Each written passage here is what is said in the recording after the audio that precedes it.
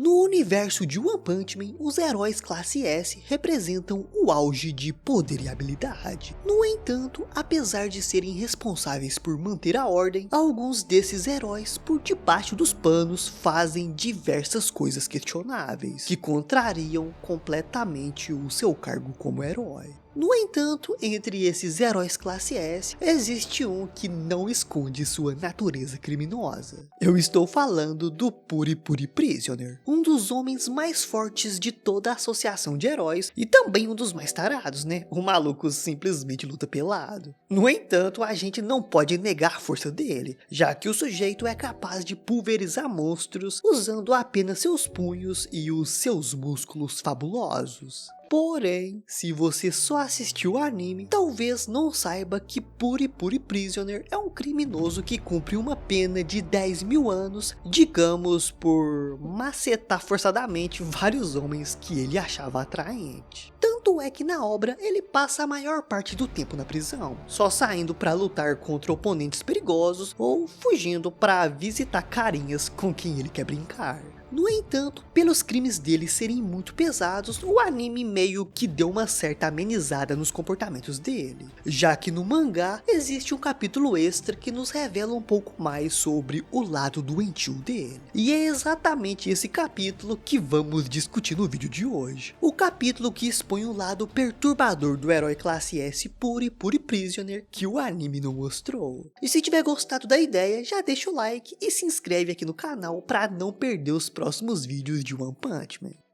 No caso, o capítulo em questão é o 24.5, onde nós somos levados para a prisão do mau cheiro, um presídio para os criminosos mais cruéis que são considerados fortes demais para uma prisão normal. E nós chegamos lá acompanhando o Sonic Velocidade do Som, que depois de ser derrotado pelo Saitama pela primeira vez, foi parar nesse lugar. E isso é interessante porque é uma perspectiva que o anime não mostrou pra gente. Na primeira temporada, como eu mencionei, a gente até viu o Saitama derrotando o Sonic, mas a gente não vê o que acontece com ele na prisão. Se eu não me engano, a gente só vê ele fugindo. Mas por ser um criminoso altamente perigoso, olha só aí pra vocês verem como o Sonic estava sendo transportado. Parecia um verdadeiro maluco. E só com isso já dá pra gente ver o nível de periculosidade dessa prisão. Só que quando o Sonic é jogado no meio dos outros detentos, os carinhas simplesmente começam a buliná-lo, já que consideravam ele fraco devido ao seu tamanho. O que, convenhamos, é muita burrice. Se a pessoa foi jogada nessa prisão, pouca coisa ela não é. Mas enfim, o Sonic, que não é de levar desaforo, rapidamente dá uma surra em todos que estavam incomodando. Porém, quando os gritos de dor dos criminosos ecoam por toda a instalação, acabam chamando a atenção de um certo alguém. E imediatamente, todos os prisioneiros tiveram uma mudança drástica de humor, e do completo nada começaram a se comportar, o que surpreendeu muito o Sonic. Os criminosos então explicam que existia um chefe super poderoso naquele lugar, que ordenou que todos eles deveriam se comportar. E com medo, eles simplesmente obedeciam. E é aí que somos levados até esse tal chefão, que é o Puri Puri Prisoner, que já estava planejando dar um beijo ardente para cada preso que não estava se comportando. E é aqui que também somos apresentados à verdadeira natureza do Puri Puri Prisoner. Começamos com o óbvio, que ele era um homem que gostava de outros homens. Mas também descobrimos que há um ano atrás, depois de capturar um prisioneiro classe A, o Puri Puri Prisoner, de livre e espontânea vontade, se tornou um prisioneiro. E olhem só aí pro criminoso que ele tinha capturado. No começo ele era um cara musculoso e extremamente confiante. Mas depois de um ano de macetadas constantes, esse homem foi reduzido a uma casca de seu eu anterior. Um ser desnutrido e completamente apático. O Puri Puri Prisoner destruiu completamente o cara. Tá, mas por que ele faz isso? Bom, acontece que, como eu disse, ele é um cara que gosta de outros caras. Mais precisamente, ele tem uma quedinha por criminosos. E acreditava fortemente que era um crime violar meninos normais. Mas na cabeça dele, se fosse um menino criminoso, seria como se ele estivesse os punindo. E ninguém se importaria com isso. E desde então, sempre que ficava sabendo de algum criminoso que o atraía, Puri Puri Prisoner fugia da prisão, pegava o carinha e voltava para se divertir com ele. E assim, dentro do presídio, ele criou seu próprio harém com várias escravas,